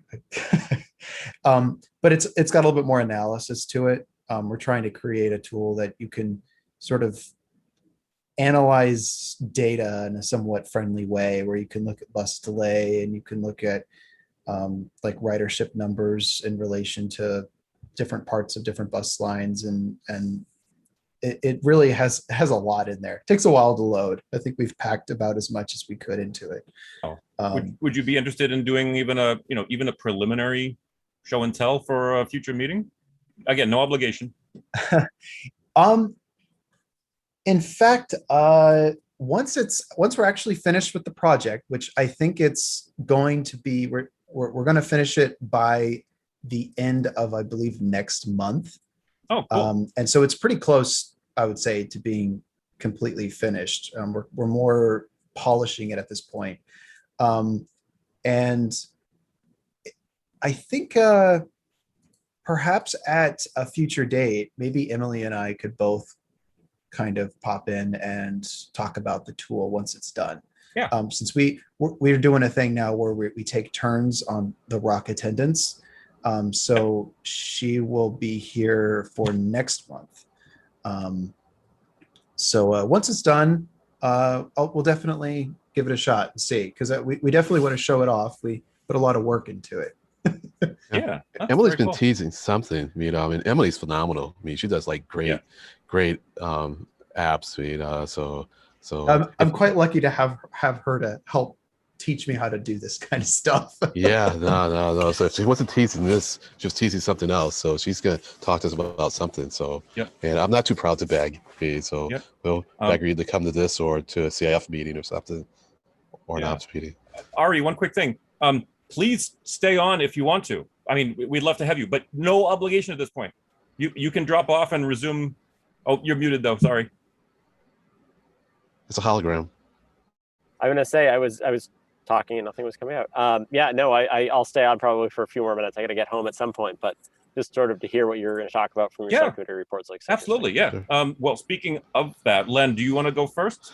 If not, I've got my notes right in front of me. Sure. No, I'll be brief. So let me see. Yeah, okay, cool. I'm probably gonna go on off camera. So I switch over to my other computer. No problem. I've got the your agenda from that subcommittee up. If you want me to pull up any links, that's helpful. See, so we talked about the advisory board's capital investment report and its operating budget report, and the big highlight from the capital report is there mentioned that the the T doesn't have a dedicated revenue source for capital. I mean, a lot of other agencies do. I mean, and that would be something that'd be very beneficial to helping the T get more capital projects going. So it's easy to say you should have another revenue source. I mean, the hard part is coming up with it. But you know, identifying the problem is the first step. And then trying to get the legislature to understand how important that is, especially when it would come to hopefully relieving some of the operating pressure would be a good thing. You know, we'll see how the advisory board wants to pursue that. But one of the things we can do is we are independent of the advisory board. If we see something that we think is worth pursuing, we can pursue it on our own. So we should contemplate that, in my humble opinion. The other thing on the operating side, there was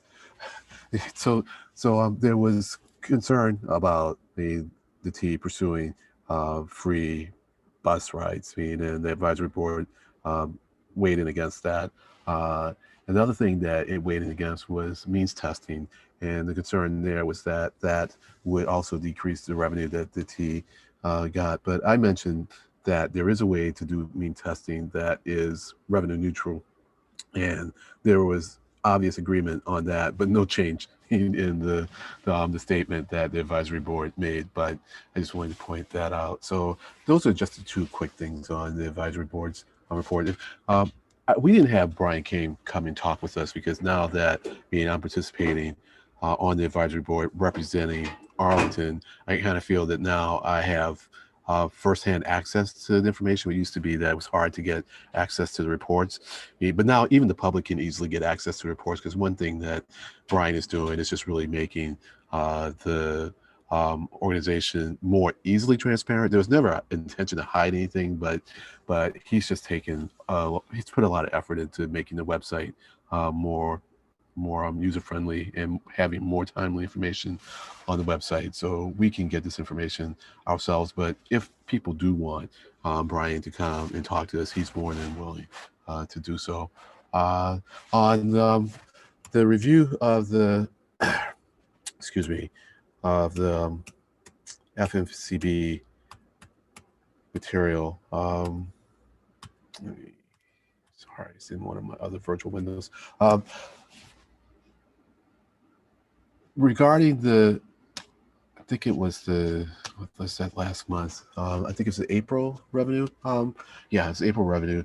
We wanted to note that for the March, I guess it was the March revenue, that I'm sorry, folks, I'm confused. I'm going to go back. It was the April fair revenue increase was primarily driven by a sunsetting of credits at the end of March 2021. So just if you're looking at that and it's going, oh, the T is really pulling in more revenue, just be careful, because it might be a little bit of an anomaly. Let's see.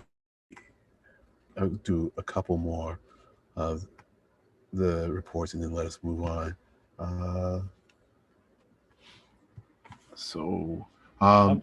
Yes.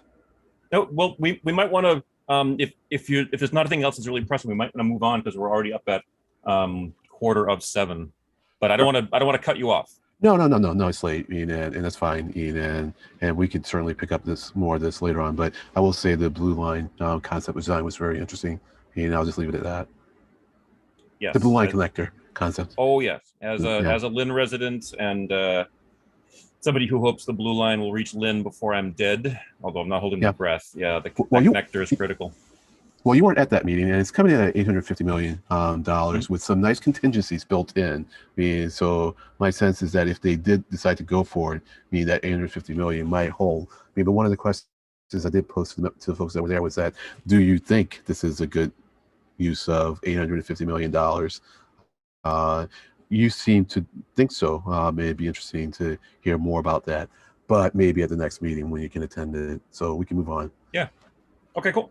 Sure. I'm gonna swing my very brief. I usually take far more copious notes in our subcommittee than this, but this. Oh, I remember why. It's because we kept this month's meeting 3 weeks ago at an hour, because then we jumped over to the bus network redesign meeting, which was phenomenal.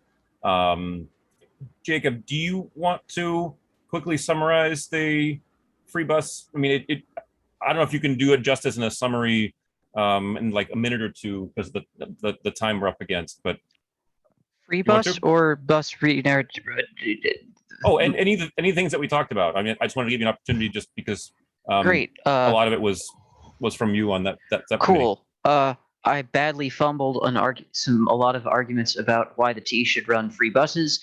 A lot of the things sort of the crux of things that I was arguing was that the T is very insistent that it really does not want to keep handling cash on board buses, and that their current system, if they aren't planning to do that, the only way that they should do that is to make buses free. I didn't have a lot of evidence to back that up. I think that New York City actually is in the middle of its own fare transformation project right now, and recently they tried to eliminate cash payments at subway kiosks, and that lasted about 2 days. So that seems to be evidence to suggest that eliminating cash on board buses is bad and is not feasible at this very moment. What happened, Jacob? Yeah. There's a big outcry? What happened in New York? There's a big outcry? Because of what? Pardon? Yeah, maybe I'm not talking clearly. I'm sorry. What happened in New York? Why did it last only 2 days? Was there a big outcry? Yeah, there was an enormous outcry. A lot of people really depend on being able to go down to the subway station, slide their 15 quarters to the person behind the counter or to the machine, and then getting a subway ride out of it, or a bus ride. And if they can't do that, then they get upset.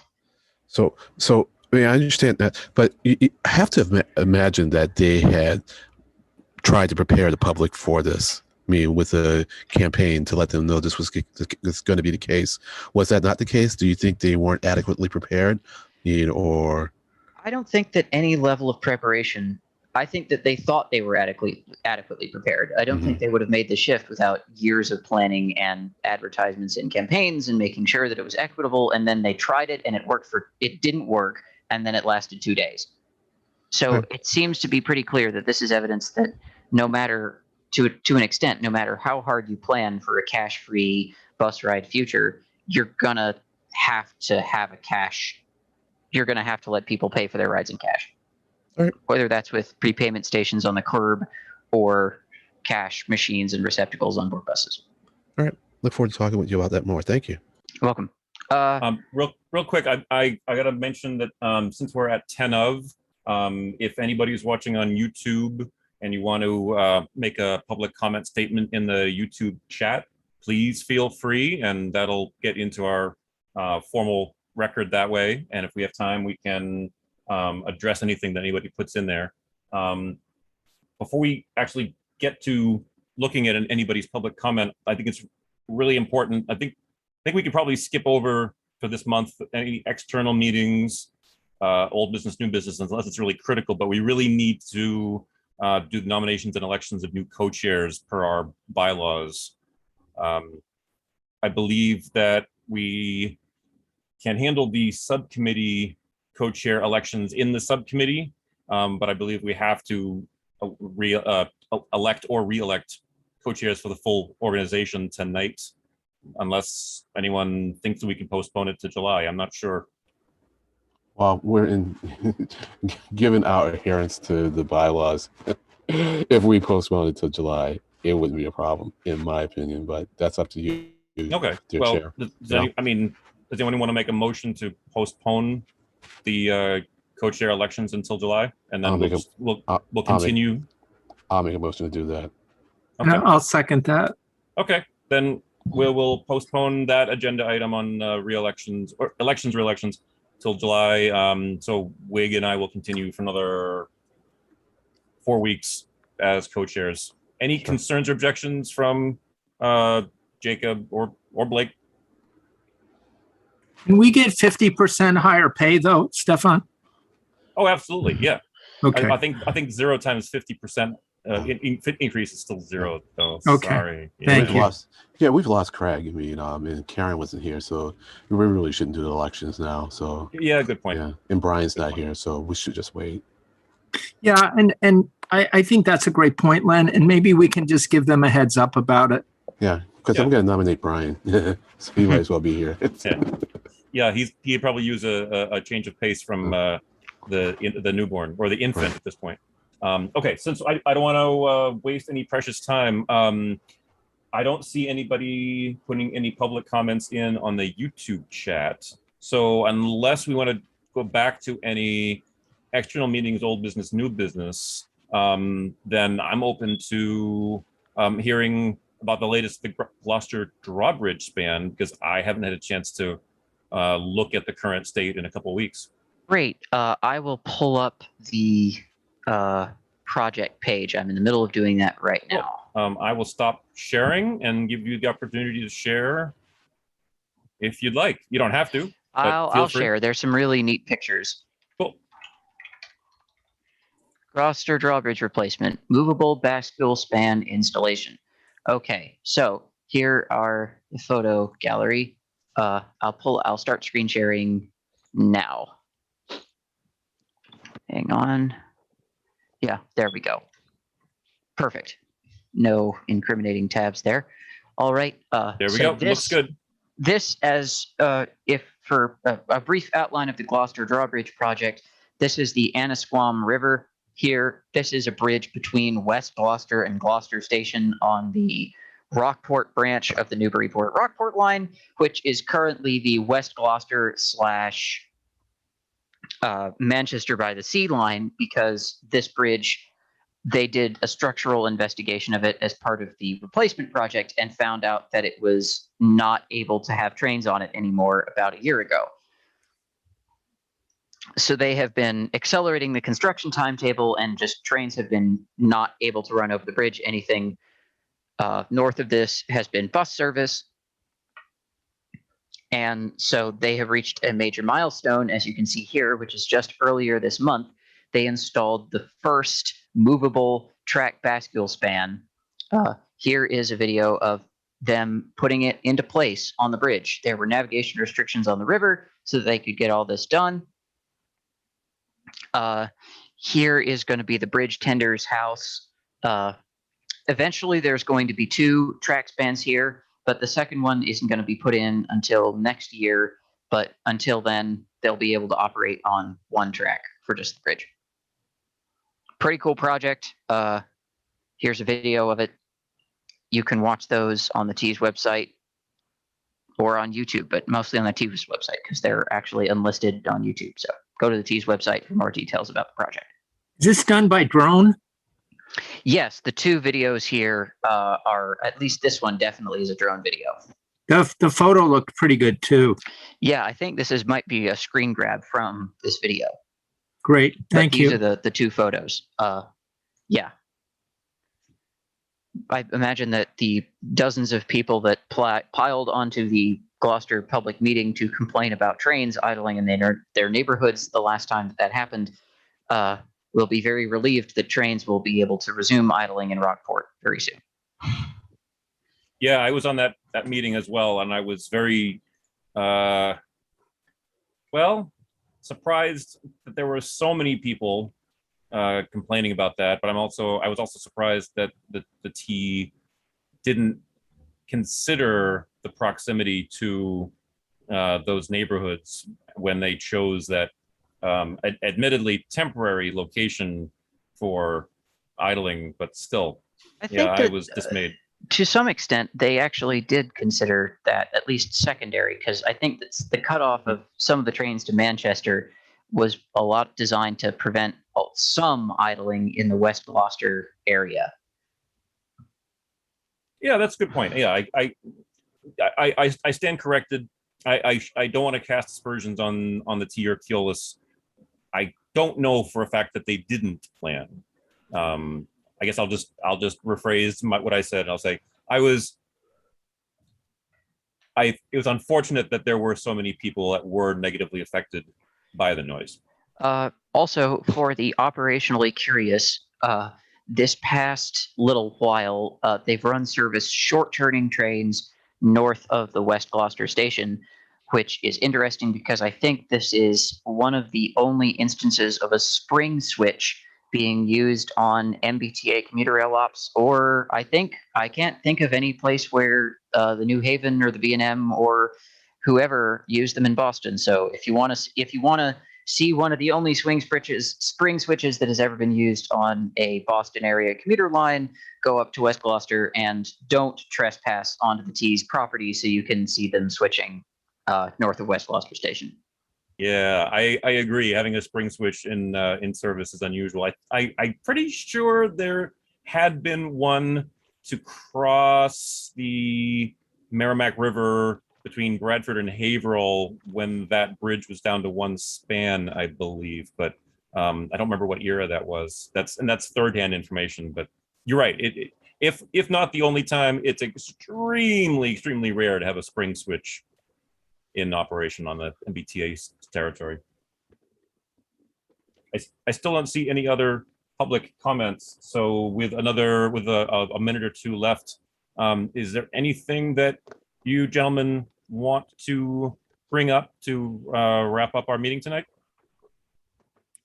I would just add to what Jacob was just talking about, that the biggest complaint in East Cambridge is the nighttime noise from Boston Engine Terminal.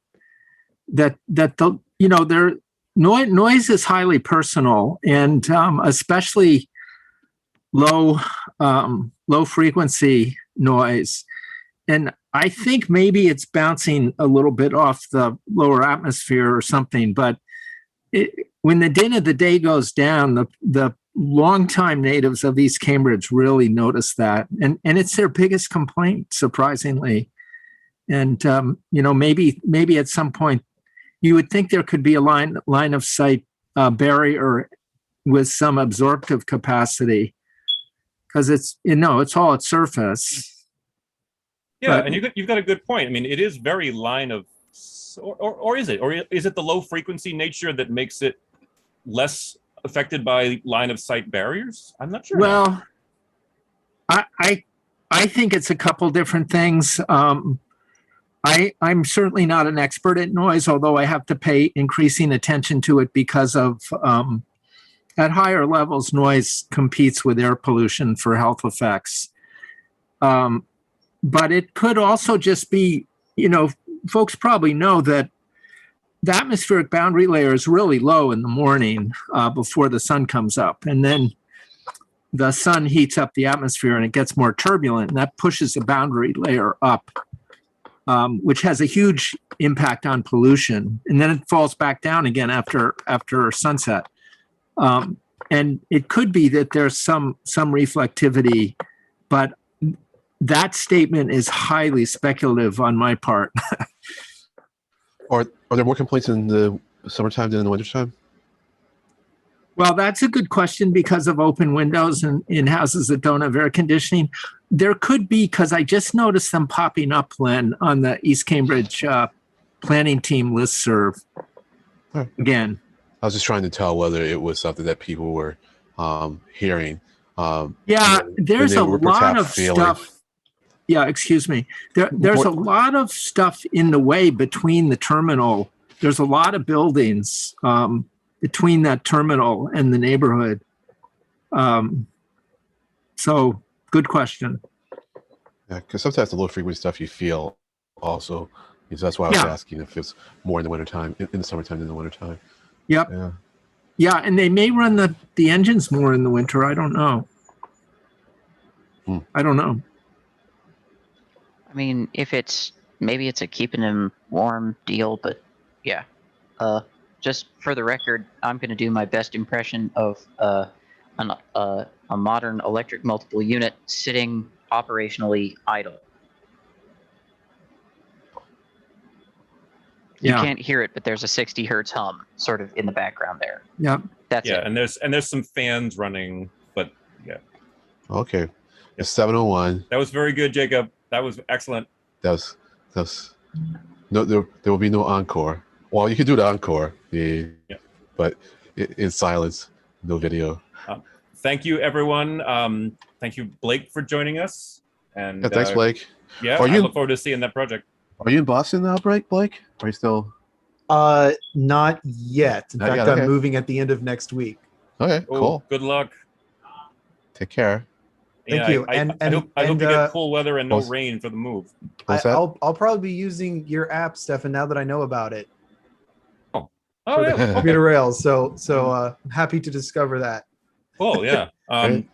It's amazing to me. You can still just Google for MBTA live map, and I'm still the top result for MBTA live map on Google. So the T doesn't have something like this.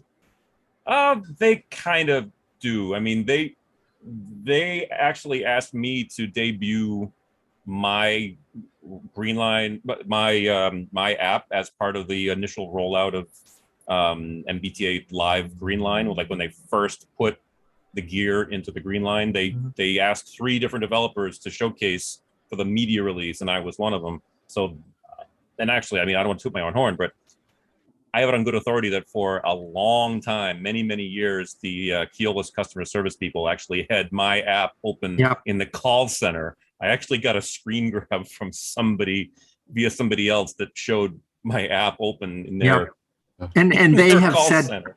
they have said that in public meetings with us that they were depending heavily on Stefan's app years ago.